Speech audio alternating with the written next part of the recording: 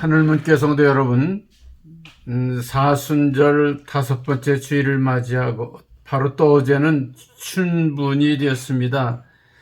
밤과 낮의 거리가 똑같은 그런 날이 됐습니다. 이제부터는 완전히 봄의 한가운데서 부활절을 앞에 두고 저희들이 새롭게 활동하는 그런 기회가 되었으면 감사하겠습니다. 모든 그런 어려움 속에서 다시 고난과 역경 가운데 새롭게 태어나는 부활의 주님과 함께 한다 그러면은 우리는 어떤 역경도 이길 수 있습니다. 우울증도 좌절감도 실패의식도 다 떨쳐버리고 그리스도와 함께 새롭게 출발하는 그런 한 주간이 되기를 간절히 바라면서 여러분 가정과 일터 위에 하나님 축복이 함께 하시기를 바랍니다. 특별히 다음 주일은 우리 교회가 성만찬 주일로 지키면서 모든 분들이 그동안 참석하지 못하던 분들도 다 초청해서 함께 예배 드릴 수 있는 그런 기회를 가지려고 합니다. 여러분을 다음 주일 예배에 초청합니다.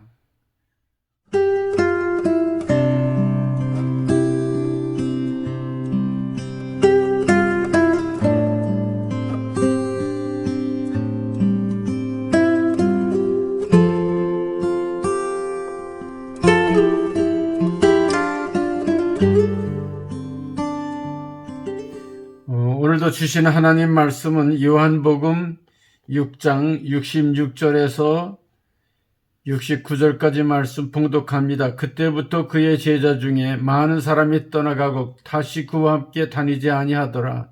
예수께서 12 제자에게 이르시되 너희도 가려느냐? 시몬 베드로가 대답하여 하되 주의 영생의 말씀이 주께 있사오니 우리가 누구에게로 가오리까? 우리가 주는 거룩하신 하나님의 거룩하신 자이신 줄을 믿고 알았사옵나이다. 아멘. 오늘 이 말씀 중심으로 너희도 가려느냐 그런 주제를 가지고 같이 은혜를 나누려고 합니다. 사순절이 되면은 셰익스피어의 시곡 중에서 그 줄리우스 시저 이야기가 기억이 됩니다. 막이 오르면서 시저가 전쟁에서 승리한 후에 축하하는 행렬을 따라서 로마의 원형 경기장을 향해 가는 그런 모습을 보는데 그 행렬에 앞서 어떤 한 사람이 나타나 3월 15일을 주의하시오 그렇게 크게 외치는 소리가 들리죠. 그 후에 원로원 회의가 있게 됐을 때에 카시우스 장군과 브루투스 시저의 친한 친구가 시저의 권력이 커가는 것을 시기하면서 사람들이 시저를 신적인 존재로 옹립하는 것 같다. 그런 마음을 가지고 이 카시우스 장군이 라이벌인 시저를 죽이기로 그렇게 브루투스와 의논을 하고 결정을 하게 됩니다. 조금도 의심을 하지 않았던 절친 브루투스가 시저가 원로원으로 들어가는 그 입구에 있다가 품고 있던 칼을 들어서 시저의 목을 치게 되지요. 그때 서로 싸울 수도 있고 반격할 수도 있었는데 시저가 너무 친한 친구의 배신에 실망한 나머지 유명한 이야기 브루투스 너마저 너까지도 이렇게 얘기하고 그의 칼에 맞아 죽게 됩니다. 바로 그날이 3월 15일인 것을 우리는 기억하게 됩니다.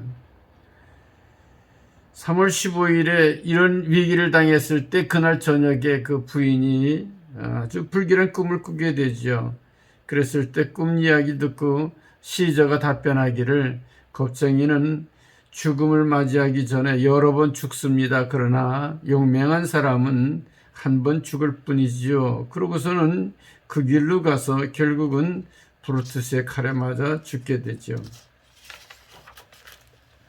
이 시저의 장례식에 브루투스가 많은 사람들을 설득시키기 위해 연설을 하게 됩니다. 내가 시저를 죽인 것은 그를 덜 사랑했기 때문이 아니라 로마를 더욱 사랑했기 때문에 그를 죽이지 않을 수가 없었습니다. 반대편에 안토니가 나타나서 나는 시저를 묻으려고 여기 왔습니다. 찬양하기 온 것이 아닙니다. 인간의 죄악은 죽음 후에도 살아남지만 선한 행동은 뼈와 함께 묻히게 되는데 시저도 얼마나 선한 관용과 또 선한 일을 많이 했습니까? 그의 죽음과 함께 여기 묻히게 되는 것이 너무 원통한 것이 아니지 않습니까? 그렇게 많은 사람들을 선동하다시피 했을 때에 결국은 안토니의 그 연설이 많은 사람들의 허물을 얻고 결국은 브루투스가 배신자가 됩니다. 그 이후에 삼두체제를 통해서 로마 제국의 천년 시대가 열려지게 되죠. 2000년 전에 시저를 배신한 브루투스, 그를 보면서 오늘 사순절의 한가운데 예수님을 배신했던 많은 사람들을 생각하게 됩니다. 아니, 예수님께서도 오늘도 제자들에게 던져주신 화두의 말씀, 너희들도 가려느냐, 이렇게 우리에게 말씀하신다고 그러면은 과연 어떻게 우리는 답변하게 될 것인가? 많은 사람들이 예수님을 떠났던 배경과 그리고 예수님을 따랐던 제자들을 생각하면서 사순절을 다섯째 주일 지나가면서 예수님의 가시 십자가의 길을 묵묵히 걸어가는 신앙과 믿음의 여정이 되시기를 주님의 이름으로 부탁합니다. 첫 번째는 예수님을 떠나가는 수많은 사람들을 볼 수 있습니다. 이 사람들은 무엇을 따라가는가? 먹을 것이 있는 떡을 따라서 예수님을 따라왔던 사람입니다. 요한복음 6장은 오병이어장이라고 그럴까요? 아니면은 오병이어를 통해서 예수님의 그 살과 피를 나눠주시는 성만찬장이라고 그럴까요? 이만큼 많은 사람들이 예수님에게 몰려왔습니다. 5,000명을 먹이고 12광주리가 남은 사건, 오병이어 사건, 그렇게 장정만 5,000명이었으니까 한 2만 명이나 되는 정말 시골 동네에 수많은 사람들이 몰려오게 된 거죠. 2000년 전이라고 생각을 해보십시오. 많은 사람들이 하루 종일 예수님 말씀을 듣고 병든 자가 고침을 받고 말씀의 은혜를 받고 시간 가는 줄을 모릅니다. 이제 뉘엿뉘엿 해가 넘어가는 그런 때에 배는 고프고 어찌할 바를 모르는 당황스러운 그런 때에 예수님께서 제자들에게 이들에게 먹을 것을 주라고, 그럴 때 안드레가 어떤 소년이 가지고 있는 오병이어를 가지고 오면서 우리가 가지고 있는 것은 이것뿐입니다. 예수님께서 그걸 나눠주면서 5,000명 다 먹이시고 12광주리가 남는 이런 기적을 베푸시지요. 사람들이 떡을 먹고서 하는 얘기가 당신은 바로 하나님께서 보내신 선지자입니다. 예수님을 메시아로 그렇게 고백하는 모습을 볼 수 있습니다. 여러분, 배고플 때에 먹는 떡과 모든 게 다 풍부했을 때에 먹는 떡은 그건 비교가 안 되지요. 정말 우리가 잘 아는 경제 용어로 한계, 효용, 체감의 법칙이라는 그런 거 있지 않습니까? 목마랐을 때 한 모금의 물이 나중에 목마르지 않을 때 많은 양의 물을 먹는다 하더라도 별로 효용이 없지요. 마찬가지로 정말 배고픈 사람들에게 오병이어로 떡과 고기를 먹여주니까 그들이 정말 감동을 받게 됩니다. 이분이야말로 하나님이 보낸 분이구나, 메시아구나. 그런데 그들이 먹은 떡은 하루도 못 가서 결국은 배고픈 사람이 되어버리고 말죠. 그렇기 때문에 예수님이 어디 있는가? 이 사람들이 예수님을 찾기 시작합니다. 마침 그날 지나고 그 다음날 예수님이 그 제자들과 함께 있는 모습을 보고 예수님이 어떻게 여기 이렇게 빨리 오셨습니까? 우리가 예수님을 얼마나 찾아다녔는데요. 그러면서 예수님께 정말 가까이 나아갈 때에 예수님은 그들을 향해 나는 너희들이 배고플 때 먹는 그런 육신의 떡이 아니고 생명의 떡이라고 그렇게 말씀을 하십니다. 또 6장 50절에도 보면 나는 하늘로 내려온 떡이니 사람으로 하여금 먹고 죽지 아니하게 하려 함이라. 52절에도 이렇게 이야기하는 예수님의 말씀을 듣고 그들이 서로 다투어서 어찌 자기 살을 주어서 우리로 먹게 한단 말이냐, 그리고 하늘로부터 내려왔다니 그는 요셉의 아들이 아니냐, 이렇게 다툼이 일어났습니다. 60절에도 보면 어렵도다 누가 들을 수 있으랴. 66절에 이런 예수님의 이야기를 듣고 많은 사람이 떠나가고 다시 그와 함께 다니지 아니하더라. 성경은 그렇게 얘기하고 있습니다. 먹을 것을 따라다니는 사람들입니다. 그러나 예수님께서 나는 영의 양식이라고, 정말 예수님을 믿는 자, 그것이 바로 영의 양식을 먹는 건데, 이 양식을 먹는 자보다 영원히 목마르지 않고 줄이지 않는다고 예수님이 말씀하시는 말씀과 그들이 기대하고 있는 기대가 달랐던 겁니다. 목회를 하다 보게 되면은 예수 믿으면은 사업도 잘 되고 병도 고치고 일도 잘 풀리고 뭐 이래가지고 교회 나오는 분들이 많이 있지요. 그런데 그런 것이 이루어지고 나면 교회를 떠나죠. 또 심지어는 이런 모든 것이 성취되게 되면은 결국은 교회를 좌지우지하려고 하는 그런 사람들도 만날 수가 있습니다. 그러나 주님의 말씀을 듣고 깨닫고 은혜 받은 사람은 사명감을 가지고 목회 선상에 나가 목회도 하고 선교사 일도 하고 주님을 잘 섬기는 이런 사람들로 살아가게 되죠. 여러분, 우리는 세상의 기준에 맞춰서 하는 게 아니고 정말 하나님이 원하시는 일이 뭔가, 이렇게 육신에 보이는 오병이어를 따라다니는 그런 인생이 아니고 정말 하나님이 원하시는 뜻을 목적을 두고 살아야 하는 것, 이것이 바로 그리스도인의 삶이죠.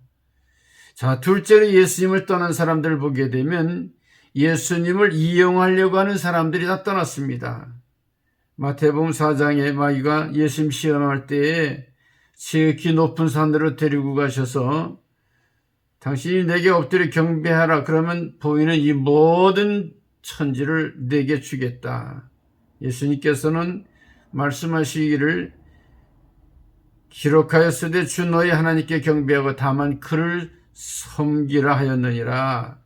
하나님만 섬기라고 했다고. 그래가지고 사탄아 물러가라. 결국은 다 사탄의 시험에 이기고 승리하셨습니다. 예수님을 이용하려고 하던 사람들 보게 되면 서기관들, 또 사두개인들, 바리새인들, 심지어는 열심당원들, 그 중에는 가룟 유다와 같은 이런 사람들, 자기 하려고 하던 일을 이용하려고 하던 게 안 되니까 은 30에 예수님을 팔아버리고 말잖아요. 이들은 예수님 이용해서 세상의 것을 이루려고 하던 그런 사람들이었습니다.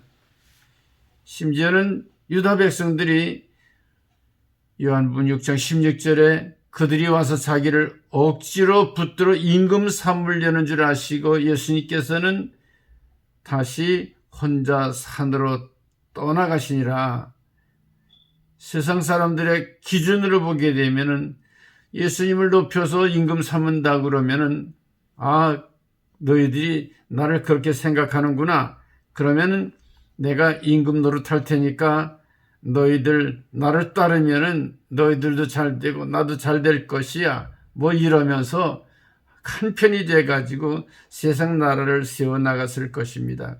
그러나 예수님의 목적은 세상의 나라에 있지를 않았습니다. 32절 이하에 보기엔 모세가 너에게 하늘로부터 떡을 준 것이 아니라 내 아버지께서 너에게 참떡을 주시나니 하나님의 떡은 하늘에서 내려 세상에 생명을 주는 것이니라. 35절에도 보면 나는 생명의 떡이니 내게 오는 자는 결코 줄이지 아니할 터여 나를 믿는 자 영원히 목마르지 아니하리라. 38절에 내가 하늘에서 내려온 것은 내 뜻을 행하려 함이 아니요 나를 보내신 이의 뜻을, 우리 하나님 아버지의 뜻을 행하려고 함이라고. 40절에 내 아버지의 뜻은 아들을 보고 믿는 자는 영생을 얻는 것이니 마지막 날에 내가 이들을 살려내겠다고 이렇게 말씀하셨습니다. 완전히 예수님이 세상에 오셔서 하시는 일은 하나님의 나라를 세우고 하나님의 뜻을 지키고 하나님 백성들을 살려내는 일을 하기 위해 오신 거예요. 그러나 세상 사람들은 떡을 먹고 마시고 부자 되고 그렇게 세상에 복받는 거 여기에 뜻을 두고 예수님을 임금을 삼으려고 하는 사람들이에요. 완전히 이 사람들과 예수님의 생각은 딴 생각이었죠. 여러분, 오늘 우리는 이것은 영적으로 사는 것만이 살리는 것이고 육신적으로는 이 세상의 것은 다 썩어 없어질 것이라고 하는 것, 하나님 나라 입장에서 보게 될 때는 다 무익한 것이라고 하는 것, 살리는 것은 영이니 육은 무익하다고 성경은 그렇게 얘기하고 있지 않습니까?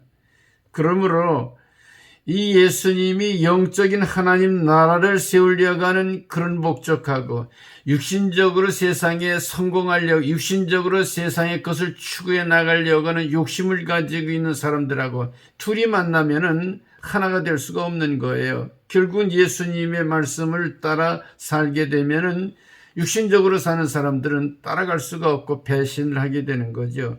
고린도후서 6장 14절 16절까지 보면은 너희는 믿지 않는 자와 멍에를 함께하지 말라. 의와 불법이 어찌 함께하며 빛과 어둠이 어찌 사귀며 그리스도와 벨리알이 어찌 좋아하며 하나님의 성전과 우상이 어찌 일치가 되리요. 우리는 살아계신 하나님의 성전이니라. 따라합시다. 우리는 살아계신 하나님의 성전이니라. 여러분, 우리는 살아계신 하나님의 성전입니다. 그러므로 악한 것, 어둠의 세력, 죄악된 세력, 저 악한 영의 세력이 우리와 함께 있을 수가 없는 거예요. 그리스도 벨리알이 함께 존재할 수 없는 거예요. 그렇기 때문에 우리가 예수를 잘 믿으면은 정말 예수를 잘 믿지 않는 사람들이 배신하고 핍박하는 것이 당연하다고 하는 것을 우리가 분명히 알아야 돼요. 자, 그래서 우리는 하나님의 일을 잘 해야 되는데 이 벨리알, 쓸모없는 자, 사탄, 건달 그런 뜻이에요. 여러분, 건달이 돼서는 안 됩니다. 목사님들도 세상의 일이 얼마나 어려운지 일을 해봐야 해요. 세상 일도 알아야 되거든요. 또 여러분, 세상의 일을 하는 여러분들도 세상 사람들과 뒤떨어져서는 안 돼요. 열심히 하나님의 일을 해야 돼요. 건달이 돼서는 안 된다, 그런 얘기예요. 정치하는 사람들도 건달 정치하는 분들이 너무 많은 거 우리 볼 수 있잖아요. 세상 사람들을 이용하고 그 사람들을 박해하고 죽이고 그리고 정말 그들이 뭔가를 얻으려고 잘 안 되면 자기가 죽고 그게 뭐라는 거예요. 자, 우리는 어떤 단체나 교회나 나라나 심지어는 이 모든 세상 일을 하는 그런 일들을 보게 될 때에 자기를 희생해서 그 단체를 세워나가고 나라를 사랑하는 마음 가지고 잘 되기를 원하면서 희생하는 이런 사람이 있는가 하면은 그런 자리를 이용해 가지고 자기 유익을 추구하는 이런 사람들이 있는 걸 우리 볼 수 있어요. 사랑하는 성도 여러분, 그리스도인은 하나님 나라를 위해 일하는 겁니다. 이웃을 사랑하는 일을 위해 헌신되는 겁니다. 우리의 사명이 뭔지를 분명히 깨달아 알아야 되는 겁니다. 그러므로 우리는 나의 유익을 챙기는 그런 인생이 아니라 나를 들어서 하나님의 일에 사용함으로 말미암아 주님을 기쁘시게 하고 이웃을 유익하게 만드는 이런 경천애인의 생각을 가지고 살아야 되는 거죠. 그것이 바로 사순절을 맞이해서 십자가의 길을 걸어가신 예수님의 생각이요 우리가 따르는 목적이 거기에 있습니다. 마지막으로 이렇게 배신하고 떠나는 사람만 있는 게 아니고 주님을 끝까지 따르는 제자들이 있었습니다. 예수님께서 많은 사람들이 다 떠나고 제자들만 있었을 때 너희들도 가려느냐 이렇게 묻잖아요. 시몬 베드로가 대답하기를 주여 영생의 말씀이 주께 있사오니 우리가 누구에게로 가오리까.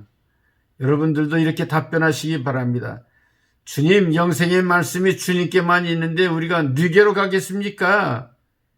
여러분, 말씀이 육신이 되어 오신 예수님, 그 예수님이 세상의 임금이 될 수 있는 기회를 다 버리고 하나님 말씀을 따라 사시게 되는데, 이 하나님 말씀은 무슨 말씀이냐? 우리에게 영생을 주시기 위해 유월절의 양처럼 그렇게 친히 자기의 살과 그의 피를 유월절의 어린 양의 음식을 먹이신 것처럼 그렇게 우리를 위해 십자가에 달려 돌아가심으로 말미암아 누구든지 주님의 말씀이 육신이 되어 오신 예수님을 믿기만 하면은 멸망하지 않고 영생을 얻는 길을 허락해 주셨단 말이죠. 이걸 알았기 때문에 베드로는 영생의 말씀이 주께 있사오니 우리가 누구에게로 가오리까? 주는 하나님의 거룩하신 자인 줄을 믿습니다. 완전히 예수님을 믿음의 주로 그렇게 모셔드리는 거예요. 유대인들이 예수님께 묻기를 어떻게 하여야 하나님의 일을 할 수 있습니까? 예수님 말씀하시기를 하나님께서 보내시는 일을 믿는 것이 하나님의 일이니라. 하나님께서 보내신 이 예수를 믿는 것이 바로 하나님의 일을 하는 것이니라. 우리의 힘과 노력을 가지고 하나님의 일을 하는 게 아니고 예수를 구주로 영접해서 예수님을 믿는 거, 예수님에게 붙어있는 거, 포도나무 가지가 포도나무에 붙어있을 때 열매를 맺는 것처럼 주님을 믿고 믿음으로 순종해 나가는 것, 그것이 바로 하나님의 일을 시작하는 첫 출발이라고 하는 걸 여러분 꼭 믿으시기 바랍니다. 이번 사순절 기한을 통해서도 주님께 더 가까이 주님께 믿음으로 확실하게 말씀을 붙들고 사는 영적인 그리스도인들이 되시기를 바랍니다. 어제 우리 행복한 동행 KCBC 기독교 방송 프로그램에 스티븐 모리슨 장로님 14살의 이민으로 이렇게 입양이 돼가지고 고아로 있다가 오신 그런 분이에요. 6살 때에 어머니를 그 아버지가 술에 취해가지고 내쫓아가지고 또 아버지는 그냥 어디로 없어져가지고 그 동생과 더불어 그렇게 완전히 고아가 됐어요. 버려진 아이가 됐는데 얼마나 고생했겠어요. 어찌할 바를 모르고 그렇게 벌벌 떨고 있을 때에 어떤 분이 그 홀트 고아원에 보내가지고 거기에서 살게 됐다는 거죠. 그 해리 홀트 그 설립자가 그 당시에 그 일산에 아주 일산이 그때는 그 촌이었는데 거기에 그렇게 그 고아원을 세워가지고 수백 명을 건드리고 있는데 거기서 그래도 양육을 잘 받았어요.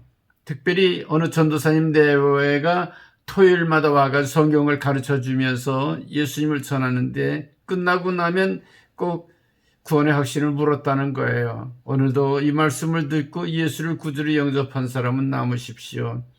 언젠가 그 말씀을 듣고 자기가 믿어졌기 때문에 남았어요. 그랬더니 예수가 내 구주라고 하는 것, 나의 죄를 대신 담당해서 십자가에 달려 돌아가셨다고 하는 것, 복음을 듣고 또 그리고 영접 기도를 하고서 그러고선 예수를 구주로 영접하게 됐다는 거죠. 그 다음 토요일도 됐는데 아무리 생각해도 예수를 구주로 영접한 것 같지 않아가지고 또 남았다는 거예요. 아니 너는 지난주에 예수를 구주로 영접했는데 왜 또 남았느냐. 아니 전도사님 내가 아무래도 예수를 영접하지 않은 것 같아요. 그래도 꿈에도 안 보이고요. 특별히 뜨거운 그런 체험도 없고요. 그런데 하나님 말씀을 다시 조근조근 말씀해 주시면서 예수님을 믿는 믿음에 대하여 강조를 했는데 그 말씀이 믿어지더라는 거예요. 그래가지고 말씀을 믿고 예수를 믿고 그렇게 영접하면 구원받는 거예요. 확실히 그게 구원받았다고 하는 확신을 심어줬어요.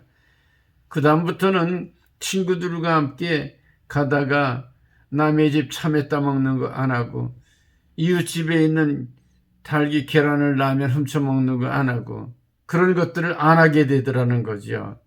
그러고서는 정말 그가 좋은 분의 집에 여기에 14살에 입양이 돼가지고 와서 열심히 공부해가지고 그래가지고 신앙생활 잘 하면서 그래서 그 미 공군의 우주공학을 선임 연구하는 그러한 학교에 그렇게 들어가고 그 회사에서 42년 동안 우주공학 선임연구원으로 그렇게 일하다가 리타이어했다고 하는 그런 얘기를 해서 참 은혜를 받았어요.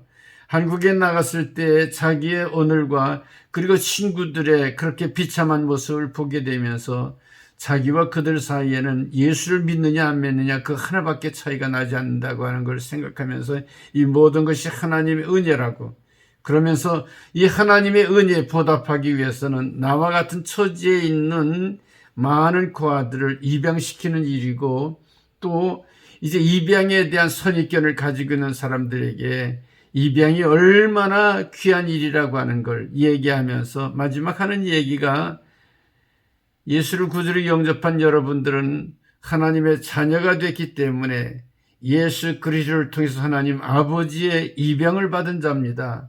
그런데 우리가 어떻게 정말로 필요한, 부모를 필요로 하는 그런 아이들을 입양해서 그들을 제대로 키우는 일을 왜 우리가 감당하지 않아야 되는가, 그렇게 얘기하면서 정말 바른 신앙과 믿음의 실천을 강조하는 것을 들은 얘기입니다.